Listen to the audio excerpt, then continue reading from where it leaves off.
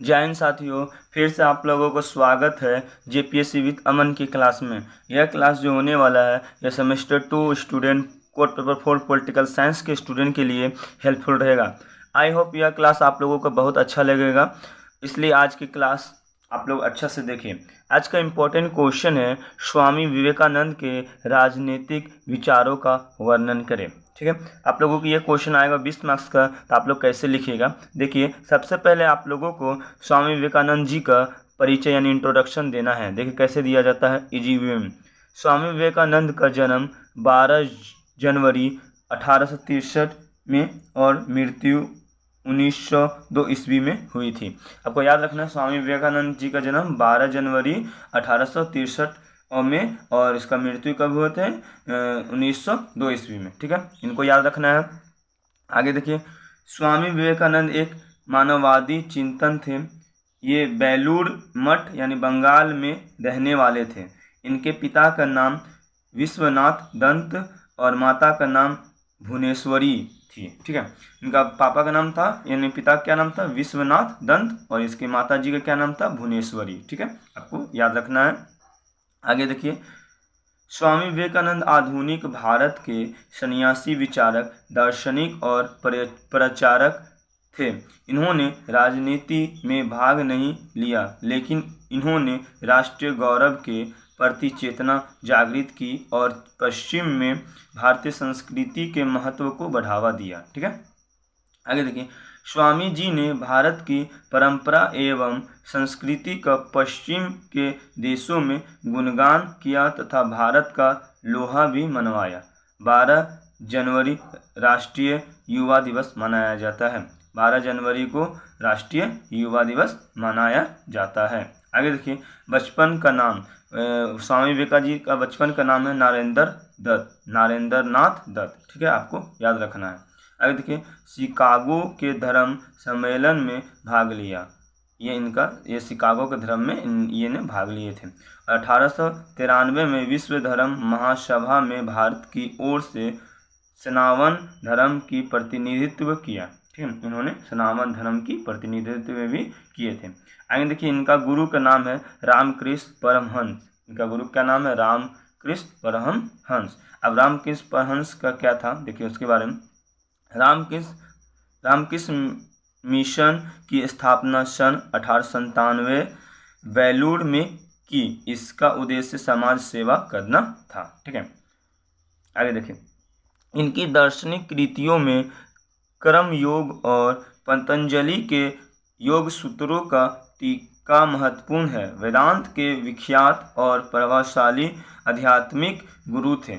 साहित्य कार्य, राजयोग पुस्तक, आधुनिक वेदांत थे। ठीक है, आप लोग याद रखिएगा, आधुनिक वेदांत इनके कृतियों में। ठीक है, इनके गुरु के कृतियों में ये लोग थे, ये थे आधुनिक साहित्यकार में राजयोग पुस्तक, ये सब आपको याद रखना है। ठीक है, आगे देखिए, कथन है, उठो जागो और तब तक नहीं रुको जब तक लक्ष्य प्राप्त ना हो जाए। ये किनका कथन है? इनका। ठीक है, याद रखिएगा। आगे देखिए, स्वामी विवेकानंद के राजनीतिक विचार। मूलतः धार्मिक महात्मा स्वामी विवेकानंद मानते थे कि धर्म का राजनीतिक से गहरा संबंध है। वे सामाजिक जीवन से विरक्त होकर केवल निजी मोक्ष प्राप्ति के लिए तपस्या तथा समाधि में लीन नहीं हो गए थे। ठीक है, वे एक सक्रिय सन्यासी थे।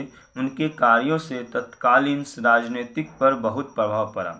स्वामी विवेकानंद के राजनीतिक विचारों को निम्नलिखित बिंदुओं द्वारा स्पष्ट किया जा सकता है। ठीक है, वो पहला बिंदु है सांस्कृतिक राष्ट्रीयता। ठीक है, इनको आप लोग समझिए। भारत में विदेशी साम्राज्य तथा अंग्रेज यद्यपि मुसलमानों शासकों की भांति तलवार और क्रूरता से हिंदू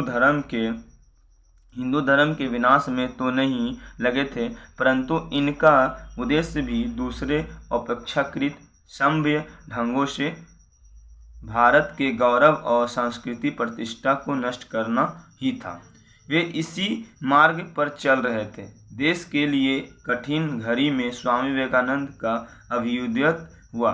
स्वामी जी ने धर्म तथा संस्कृति की महानता को जनता के सम्मुख स्पष्ट किया और भारतीयों के उनके अतीत गौरव के परिचित कराकर उनमें जागृति का मंत्र फूंका। किसने फूंका? तो स्वामी विवेकानंद जी ने। अब आगे इसका सेकंड बिंदु देखिए, स्वतंत्रता संबंधी धारण। ये क्या है? स्वामी विवेकानंद जी जो एक महान देन है वह है राजनीतिक क्षेत्र में स्वतंत्रता की अभिधारण। ठीक है, याद रखिएगा। वे स्वतंत्रता को मानव विकास का मूल मंत्र मानते थे। ठीक है, मानव विकास का मूल मंत्र मानते थे। किसी वर्ग जाति या धर्म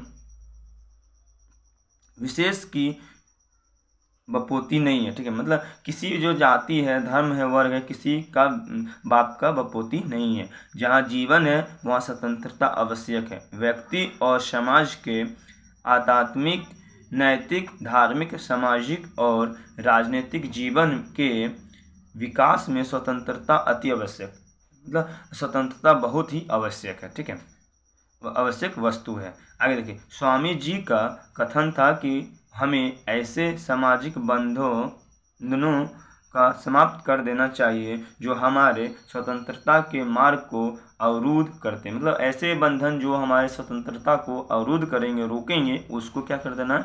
समाप्त कर देना है। ठीक है, ऐसी संस्थाओं के विकास में सहयोग देना चाहिए जो स्वतंत्रता के मार्ग पर अग्रसित हो, जो स्वतंत्रता के मार्ग पर क्या हो? अग्रसित हो। इनका थर्ड पॉइंट था राष्ट्रवाद संबंधी धारण। क्या है? राष्ट्रवाद संबंधी धारण। ये क्या है कि स्वामी विवेकानंद जी की दृष्टि में भारत का हित सर्वोपरि था और वे सदैव उसका चिंतन किया करते थे। मतलब स्वामी विवेकानंद की दृष्टि में भारत का हित सर्वोपरि था, मतलब हित भारत के लिए ही करते थे और सदैव उसका चिंतन ही करते थे। वास्तव में स्वामी जी एक सच्चे राष्ट्रवादी थे। उन्होंने जो विचार उसे दिया भी उनमें जो देशभक्ति थी, उसमें स्वार्थ की भावना लेस मात्र देखने को नहीं मिलती थी। क्या नहीं मिलती थी? लेस मात्र देखने को मिलती नहीं थी। एक संत के समान उनका लक्ष्य समग्र मानव जाति की सेवा था, परंतु उनमें देशभक्ति तथा राष्ट्रवाद की भावना भी उपस्थित थी। अतः वे भारतीय जनता को निर्धनता तथा अज्ञानता से मुक्त कराने के लिए प्रयत्नशील रहे। जननी जन्मभूमि भारत उनके लिए प्राणों से अधिक प्रिय तथा महत्वपूर्ण थी। आगे देखिए, स्वामी विवेकानंद एक सच्चे महात्मा थे, स्वार्थी अनुयायियों के बनाए हुए नहीं। अतः उन्हें एक सत्य पूरे दृष्टि प्राप्त नहीं थी जिसके अनुसार उन्होंने कहा था कि धर्म भारत के राष्ट्रीय हित का मुख्य अंग होना चाहिए। ये था इनका तीसरा मूल पॉइंट। और चौथा मूल पॉइंट देखिए क्या है कि समाजवाद संबंधी धारणा। इनका समाजवादी जो समाज के प्रति धारणा था, इनको ज़रा देखिए क्या है। ठीक है, आपको इसको ध्यान में रखना होगा। आगे देखिए, समाज के प्रत्येक वर्ग को समान अवसरों को भोगने का अवसर मिले हैं, इसे ही समाजवाद कहते हैं। ठीक है, इसे क्या कहते हैं? समाजवाद कहते हैं। स्वामी जी का विश्वास था कि वह राजनीतिक स्वतंत्रता निरर्थक है जिसे भोगते हुए जन सामान्य आर्थिक उत्थान प्राप्त न कर सके। वे अतः समाजवादी थे। वे मानते थे कि भरपेट भोजन पहली आवश्यकता है। मतलब उनका मानना था कि पहले भरपेट भोजन करना ही उनका पहली आवश्यकता है। जनता को यह सुख प्राप्त होगा तो वह स्वयं अपना उद्धार कर लेगी, अपना स्वयं अपने बारे में वह सोच लेगी। ये इनका कहना था। किनका कहना था? स्वामी विवेकानंद जी के कहना था। झोपड़ियों में रहने वाली जनता को ही वे सच्ची जनता तथा भारत राष्ट्र मानते थे। ईश्वरीय प्रतिमा के दर्शन उन्हें भी वर्ग में अनुभव होते थे। मतलब जो झोपड़ी में ही रहेंगे वही सच्ची जनता है। ये किनके कहना है? स्वामी विवेकानंद जी का कहना था। ठीक है, आगे देखिए, समानता का सिद्धांत। समानता का सिद्धांत इनका 6 पॉइंट है। क्या है? जरा देखिए। ठीक है, आपको देखना है। ठीक है, स्वामी विवेकानंद का यह निश्चित मत था कि राजनीतिक स्वतंत्रता का सुख केवल उसी स्थिति में प्राप्त हो सकता है जब समाज में समानता और असमानता रहते हुए संभव नहीं है। मतलब जब तक समानता असमानता नहीं रहेगा, ये संभव ही नहीं है, तब तक हमें ऐसा कुछ नहीं होने वाला है। इस राजनीतिक स्वतंत्रता के भाव का क्रियात्मक रूप में पालन करना व्यक्ति, समाज और राष्ट्र सभी राष्ट्र के लिए उपयोगी और आवश्यक है।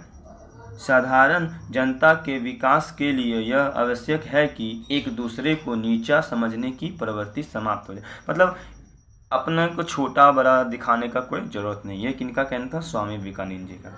इनका अंतिम आखिरी पॉइंट है वह शक्ति और निर्भरता संबंधी विचार राजनीतिक पे। ठीक है, देखिए विवेकानंद का राजनीतिक चिंतन के क्षेत्र में एक अन्य बड़ा योगदान उनका शक्ति एवं निर्भीकता का सिद्धांत है। ठीक है, राजनीतिक शब्दावली में इसे प्रतिरोध का सिद्धांत भी कहा जाता है। किस सिद्धांत कहा जाता है? प्रतिरोध का सिद्धांत भी कहा जाता है। विवेकानंद ने भारतीयों को शक्ति और निर्भरता का संदेश और उनके हृदय में यह भावना भरने की कोशिश की है कि शक्ति और निडरता के अभाव में न तो व्यक्तिगत अस्तित्व की रक्षा हो सकती है, रक्षा हो सकती है, और ना ही अपने अधिकारों के लिए संघर्ष ही किया जा सकता। मतलब जब तक निर्भरता नहीं होगा, मतलब खुद पे निर्भर नहीं होंगे, तब तक ये सामना करना मुश्किल ही हो सकता है। ठीक है, इस तरह अपने प्रतिरोध सिद्धांत के द्वारा विवेकानंद के अप्रत्यक्ष रूप से यह संदेश दिया कि भारतवासी शक्ति, निर्भरता और आत्मबल के आधार पर ही विदेशी सत्ता से लोहा ले सकते हैं, मतलब विदेशी सत्ता से लड़ सकते हैं और अपनी राजनीतिक स्वाधीनता प्राप्त हो सकती है। ये था स्वामी विवेकानंद जी का राजनीतिक विचार। आप लोग इस क्वेश्चन को यहीं पर समाप्त कीजिएगा। आप लोगों को पक्का 20 में से 17-18 मार्क्स मिल जाएगा। फिर मिलेंगे नेक्स्ट क्वेश्चन में, तब तक के लिए वेट कीजिए।